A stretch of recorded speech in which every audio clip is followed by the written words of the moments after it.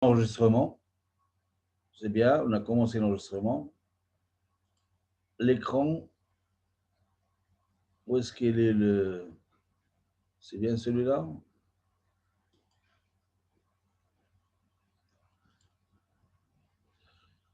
Voilà.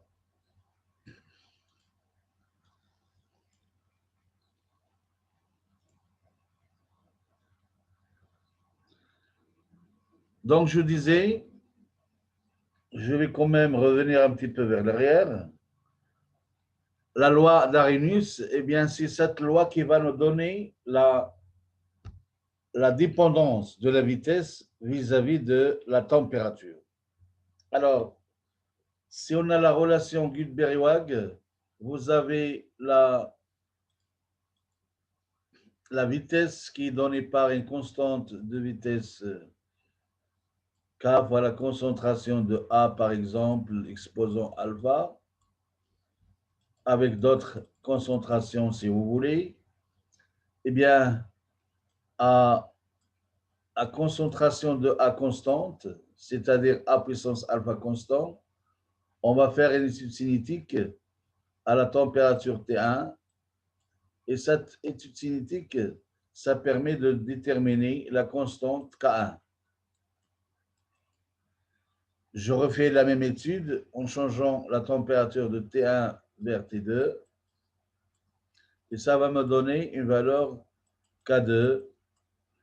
Ici, T3, ça va me donner une valeur de K3, et ainsi de suite. Donc, je peux faire autant de mesures que je peux. Et ce que M. Arrhenius a constaté, enfin, c'est ce que je viens d'expliquer il y a juste un instant, c'est que le logarithme de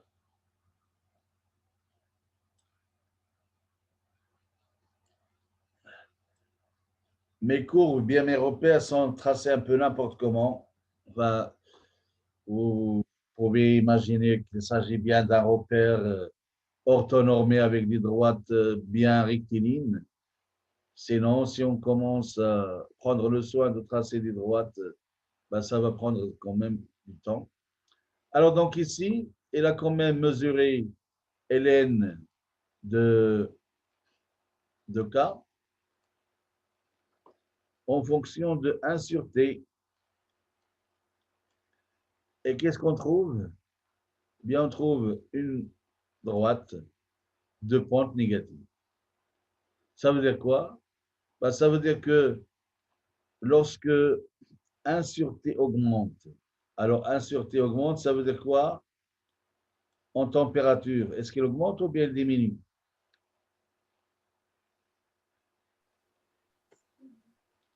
Shabab, comme ça ou bien comme ça? Ah, négatif. Diminue. Bien sûr. Diminue. Si 1 sur T augmente, bien sûr, T diminue. Donc, attention, dans ce graphique, bien, l'augmentation de la température, c'est dans le sens inverse. Et lorsqu'on a augmentation de 1 sur T, eh bien, ça veut dire qu'on a diminution de T tout simplement. Et lorsque je vois la courbe de ln de K en fonction de 1 sur T, eh bien, ça veut dire que K, si je trace K en fonction de T, j'aurai une augmentation et non pas une diminution comme on la voit ici. D'accord? Donc, mais la variation linéaire de ln de K en fonction de 1 sur T a amené M. Arrhenius à proposer l'équation empirique, et bien ainsi que le fait que K est égal à K0 avec une fonction exponentielle moins EA Sur RT. sur RT. Merci. D'accord? Voilà. Effectivement, si je porte ln de K dans cette équation, ln de K, ça serait ln de K0 moins EA. Sur RT. Oui, Moins EA sur RT. Voilà. Effectivement, cette équation en Ln2K en fonction de 1 sur T, eh bien, la pente ici de la droite, c'est moins EA. EA sur R. D'accord? Donc, la pente, c'est moins EA sur R. D'accord? Oui. Oui. D'où elle a proposé sa relation empirique. On vient de voir, il y a juste un instant au cours ou bien à la fin de la première session. J'y passe quand même. Voilà. Nous avons donc cette relation, si vous voulez, dans laquelle EA est l'énergie d'activation de la réaction. K0, ça représente, on l'appelle facteur pré-exponentiel, c'est-à-dire le facteur qui vient juste avant l'exponentiel. Et elle représente aussi le facteur de fréquence aussi parce que ça représente en quelque sorte la fréquence de choc entre les particules. D'accord? Sinon, EA, eh bien ici, c'est l'énergie d'activation de la réaction. C'est une énergie, donc ça va être comme les énergies en thermodynamique, c'est un nombre de joules, par exemple, par mol, d'accord? Et puis, qu'est-ce qu'on a encore à raconter sur cette énergie d'activation?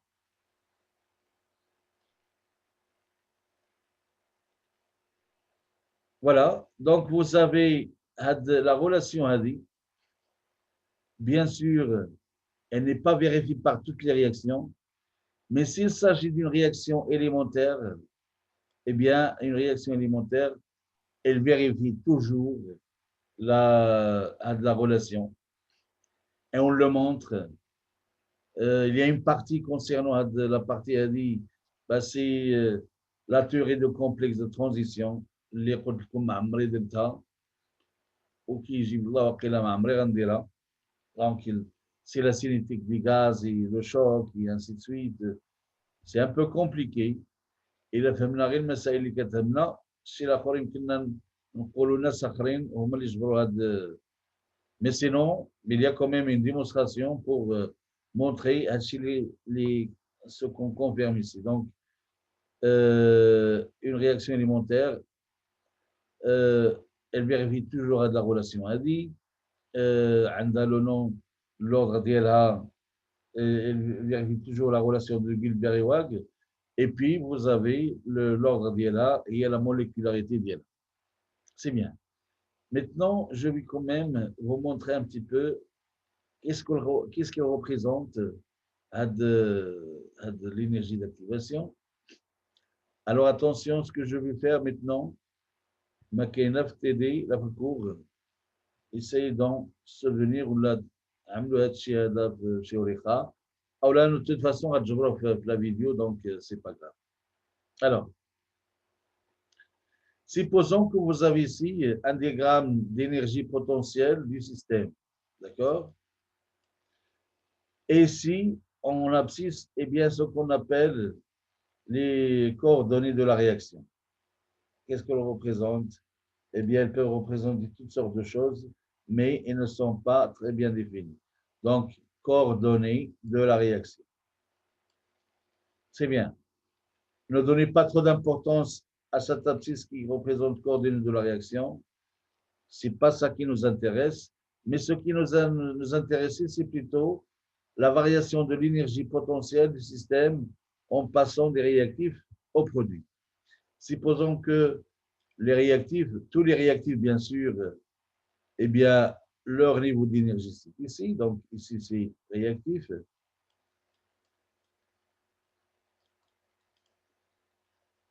D'accord? Et ici, c'est le niveau d'énergie des produits. Alors, je dirais produits.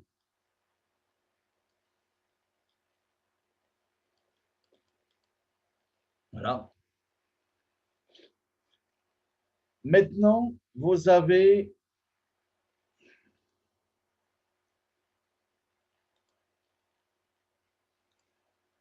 on va voir avec le rouge. Eh bien, je vais continuer à tracer à de la courbe Hadi. Il n'est pas très visible, comme ça, et je vais essayer. Voilà. Et à deux niveaux d'énergie, je vais l'allonger de ce côté-là. Alors, d'après vous, à de l'énergie à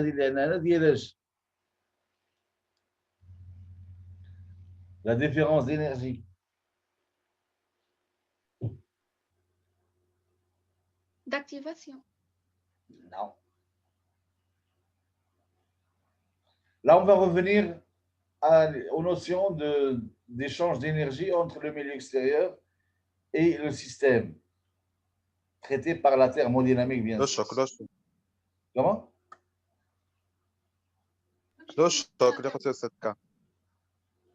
لا لا مشيتي شي شويه بعيد داك لا لوا دو هيس في لا تhermodynamique كتعرفوها شنو هي؟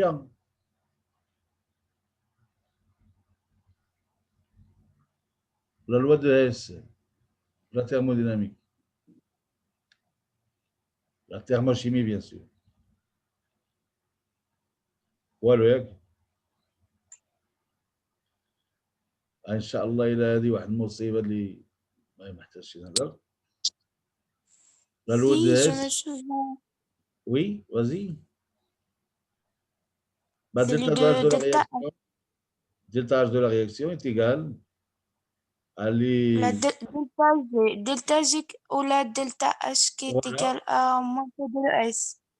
voilà est égal aux énergies de formation des produits moins la somme des énergies de formation des réactifs. هذا اللي فتح عندنا بعد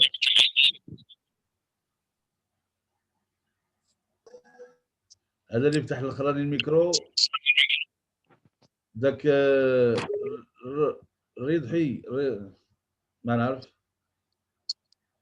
Non, monsieur. رضوى Oui. Oui. ماشي انت اللي عامله الصداع شي واحد اخر اولا ديالي مع ديالك كيعملوا الانترفيرونس سي با غراف دونك tu vas désactiver رضوى s'il te plaît désactive le micro voilà c'est bien c'est bien alors je continue eh bien vous savez très bien que il y a notre micro qui est activé essayez de désactiver s'il vous plaît donc je répète il y a la thermodynamique, normalement, je l'ai évoqué l'autre jour, ne s'intéresse qu'à l'état initial et l'état final. Alors, l'état initial, bien sûr, il s'agit bien des réactifs. D'accord? Ben, ici, c'est l'état initial. Ou bien le niveau d'énergie correspondant à l'état initial. Et ici, c'est l'état final. D'accord? Donc, on va partir d'un état initial d'un niveau d'énergie supérieur à un état final d'un niveau d'énergie plutôt plus faible ou bien inférieur à celui des réactifs. Alors, la partie ou bien la différence d'énergie qu'on a ici, bien sûr, tout simplement, ça dépend des conditions, mais sinon ici, ça doit être delta G de la réaction. D'accord? La réaction de transformation des réactifs en produits, eh bien, la différence d'énergie Naya, il y a cette delta G ou bien delta de G libre de la réaction. Est-ce que vous êtes d'accord? Oui. Parce que les réactifs, ils ont leur niveau d'énergie, les produits, ils ont leur niveau d'énergie, et la différence entre les deux, bien sûr, c'est delta G de la réaction. C'est bien. Mais maintenant, pour représenter la relation d'Arrhenius, eh bien, normalement, je dirais, à l'état initial, et ne va pas passer directement à l'état final. Ça, c'est un voie directe, mais il va passer par ce qu'on appelle un complexe activé. Et ce complexe activé, pour le former, eh bien, il faut fournir de l'énergie, bien sûr.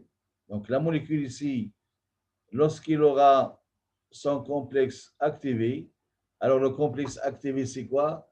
Eh bien, on songe souvent, par exemple, à, disons,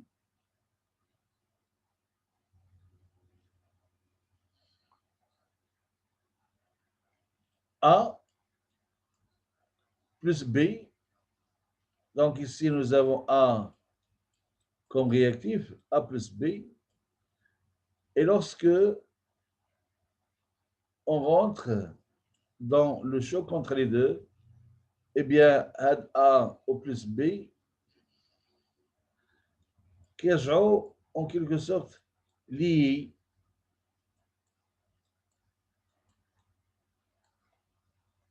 C'est pas.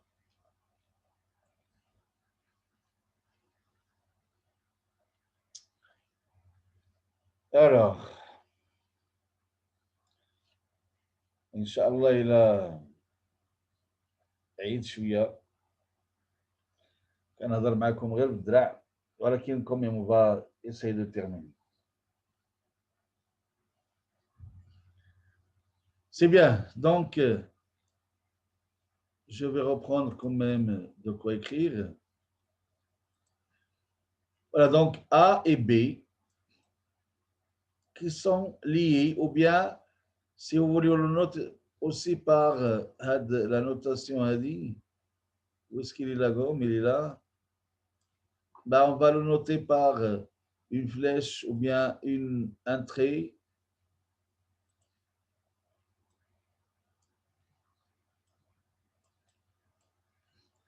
Avec des pointillés quand même.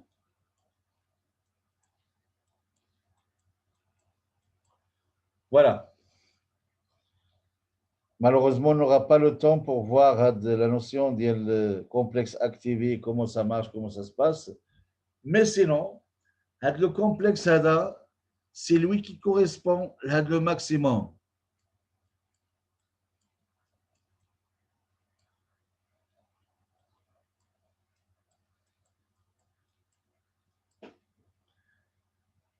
Ça veut dire quoi ce complexe? Eh bien, ça veut dire qu'il n'est ni A plus B, ni molécule AB, par exemple. Supposons qu'on va former la molécule AB. Je répète, le complexe activé, eh bien, il y a un niveau d'énergie supérieur par rapport à celle des réactifs et par rapport à celle des produits déjà. Donc, pour passer de A à B, former ce complexe, ben, il faut fournir de l'énergie. C'est déjà ça. Donc, il se trouve à un niveau d'énergie supérieur. Et puis, une fois qu'on a formé ce complexe activé entre A et B qui ne sont pas liés, mais on ne peut pas parler qu'il n'y a aucune interaction entre les deux. Donc, c'est une sorte d'état intermédiaire entre la molécule AB et les réactifs A et B séparés. D'accord? C'est bien. Maintenant, le complexe activé, une fois qu'il est là, ben, il a une certaine chance de revenir vers l'arrière et redonner A et B, et puis d'avoir continué le chemin et donner le produit de la réaction qui est la molécule AB. Et l'énergie d'activation, on arrive à cette énergie d'activation finalement, ben, je vais la mettre avec celui-là et avec une grosse écriture. Ben, si je trace le niveau des réactifs et le niveau du complexe activé, la différence entre les deux, eh bien, effectivement, il s'agit cette fois-ci de l'énergie d'activation. Alors, vous pouvez imaginer très bien que cette énergie d'activation, il a كانت كبيرة بزاف, les molécules ou bien les parties des espèces A et B pour former le complexe AB avec une certaine étoile si vous voulez, eh bien il faut quand même fournir l'énergie correspondant au moins à EA. Autrement dit, si EA augmente, eh bien ça veut dire qu'il faut l'énergie fournie doit augmenter aussi. Et je dirais l'énergie d'activation, c'est une sorte de barrière. Et lorsque je parle de barrière, ici à Titan, le mot magique en espagnol, barrera. D'accord? barrera, عندنا بزاف هنا في هذه البلاد البحر اللي مشيتي له كتلقى البريره ما تقدرش تدخل كتمنع عليك الدخول اللهم اللي ساكن ما نعرف ولا ما كيهمناش في التفاصيل شنو هي. Mais en tout cas, l'énergie d'activation, ça représente une barrière énergétique à la faisabilité de la réaction. Si EA est grande, bah, la vitesse de la réaction sera faible. Si EA est faible, et bien inversement, on aura plutôt une vitesse de la réaction qui serait plus grande. D'accord? Donc finalement, je vais غادي نمسح هذا الشيء ونعاودوا بطريقه un peu propre. Bien, vous avez l'axe des énergies. Voilà, ça commence mal. Le sens des énergies, d'accord? Vous avez le niveau correspondant au réactif et puis un autre niveau correspondant au produit. Et vous avez normalement le passage du réactif au produit. La thermodynamique ne s'intéresse pas au chemin suivi, peu importe quel est le chemin suivi, mais sinon, ce qui intéresse à la thermodynamique, c'est plutôt la différence d'énergie qu'on a ici.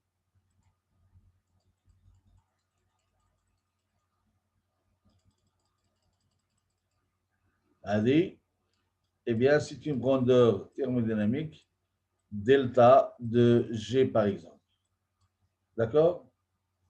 La variation de l'énergie libre en passant des réactifs au produit.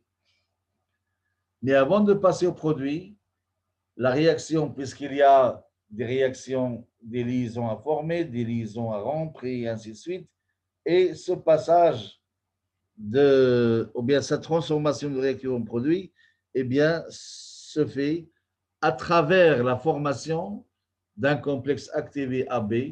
Et ce complexe activé AB, eh bien, il se trouve à un niveau d'énergie supérieur par rapport à celui des réactifs et à celui des produits. Et vous avez donc la distance de là à là, ou bien cette hauteur, ça représente l'énergie d'activation que M. Arrhenius nous a donné dans son expression de la dépendance de la constante de vitesse vis-à-vis de la température. D'accord? Donc, faites attention, s'il vous plaît. Vous avez EA, c'est une énergie d'activation pour former le complexe. Une fois le complexe formé, eh bien, elle peut revenir vers l'arrière ou bien continuer son chemin pour donner les produits. C'est bien. Alors maintenant, cette barrière d'énergie, si vous voulez, si on veut l'approfondir un petit peu, eh bien, prenez le cas, par exemple, vous avez un certain nombre de personnes, d'accord?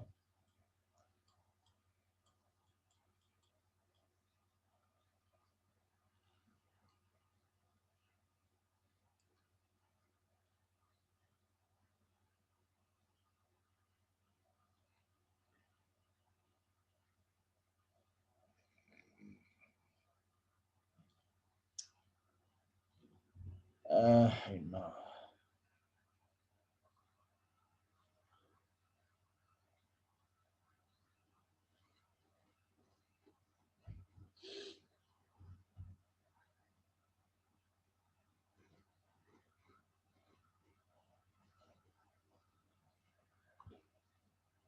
Bon.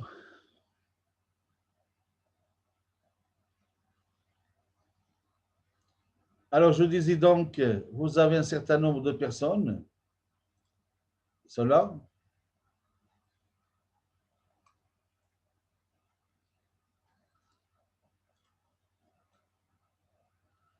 Et devant ces personnes, eh bien, vous avez une sorte de barrière.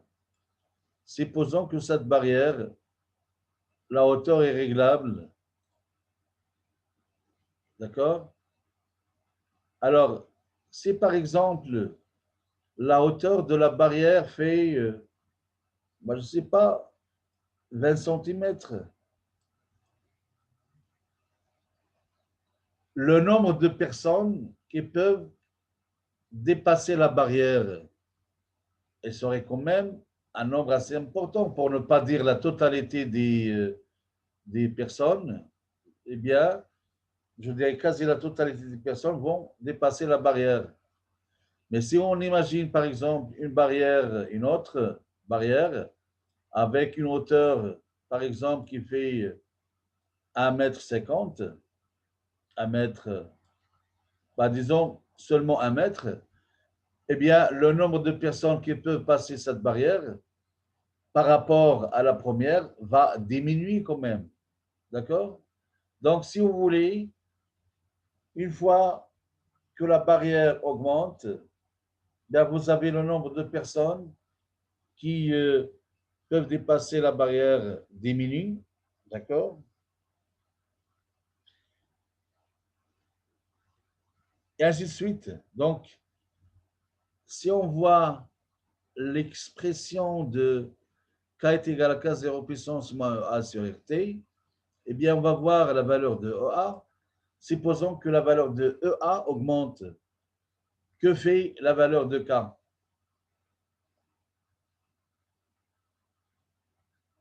En voyant cette expression, s'il vous plaît, lorsque la valeur de EA augmente, que fait la valeur de K?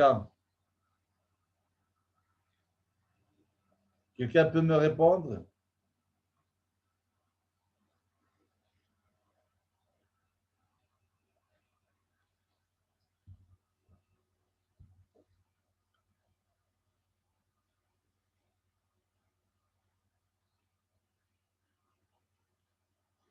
C'est une expression mathématique.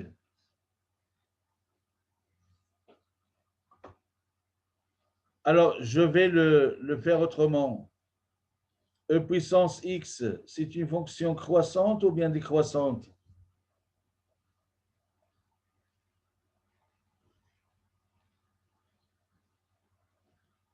Est-ce que quelqu'un peut me répondre, s'il vous plaît?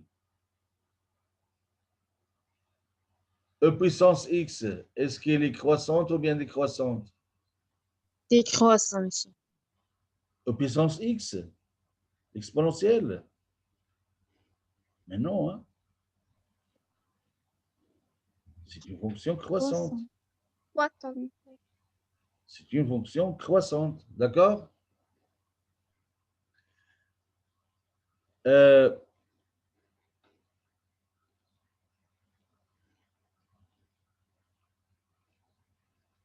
Cette fonction croissante,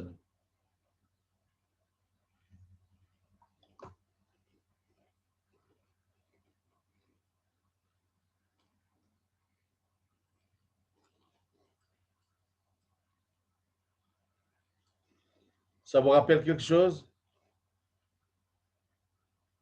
C'est-à-dire l'exponentielle, d'accord?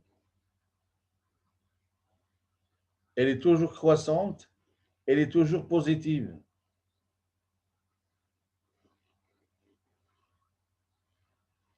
أنا عيان وجي l'impression كنهضر مع راسي بوحدي ما عرفكمش شنو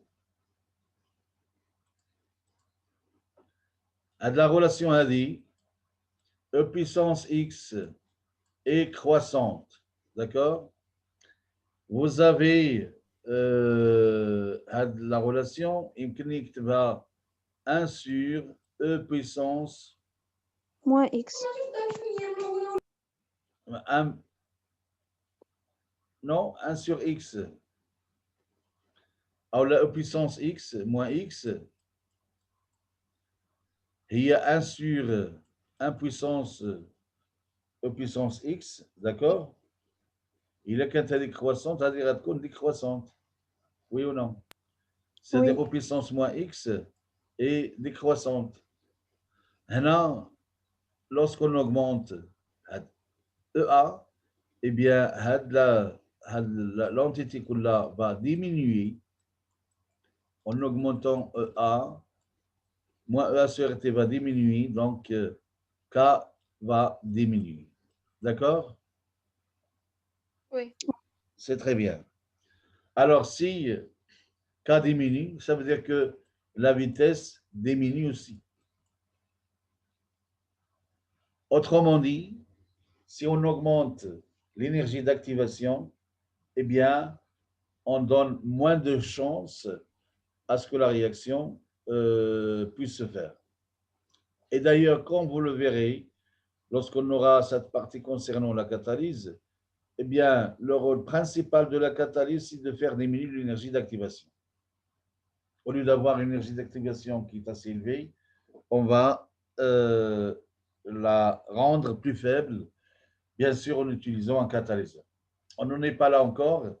Alors, si on trace la courbe de distribution de l'énergie, la distribution gaussienne de l'énergie, donc, si vous voulez, c'est le pourcentage de particules qui ont une certaine énergie, eh bien, vous avez les particules qui ont une énergie, ou bien la fraction de particules qui a l'énergie zéro, je dirais dans un système gazeux par exemple, qui ont l'énergie zéro, s'approche de zéro, et dès que l'énergie augmente, eh bien le nombre de particules augmente aussi jusqu'à ce que on arrive à un certain maximum, et puis vous avez cette variation exponentielle. Si cette courbe de distribution de l'énergie des particules est obtenue à la température T1, d'accord? Et si on suppose que T1 est supérieur à une température T2, si on diminue la température, eh bien, la courbe de distribution d'énergie va prendre cette allure, pardon.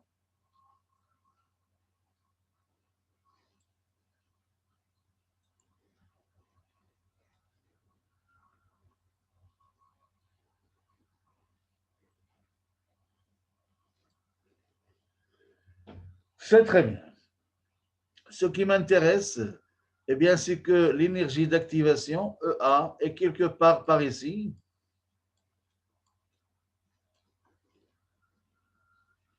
D'accord? Et on voit que dans le cas, c'est la température T2, T1 c'est celle-là, et T2 c'est la première température inférieure. Donc, T2 c'est la température la plus faible. C'est la courbe en, je vais la refaire en rouge. Voilà.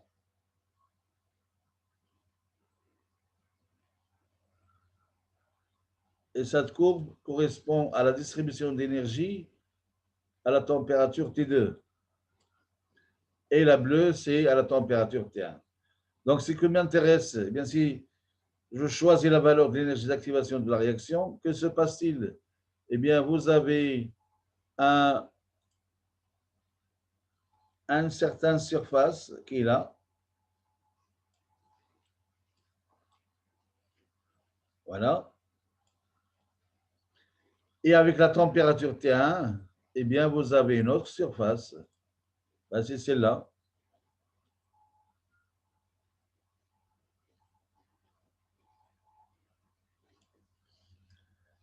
Alors, ce que je veux expliquer par ces deux courbes, c'est que dans le cas de la courbe bleue, on a une surface qui est plus grande, alors que dans le cas de la courbe en rouge, cette surface est petite. La surface représente quoi? Eh bien, tout simplement, ça représente un certain nombre de molécules ou bien de particules qui ont l'énergie supérieure à l'énergie d'activation. D'accord? Je répète. Eh bien, ce qui est assuré ou bien coloré, en bleu ou bien en rouge, ça représente le nombre ou bien la fraction de particules ayant une certaine énergie supérieure ou égale à l'énergie d'activation. Et vous voyez bien que dans le cas, lorsqu'on augmente la température, cette surface augmente, c'est-à-dire le nombre de particules ayant l'énergie supérieure à l'énergie d'activation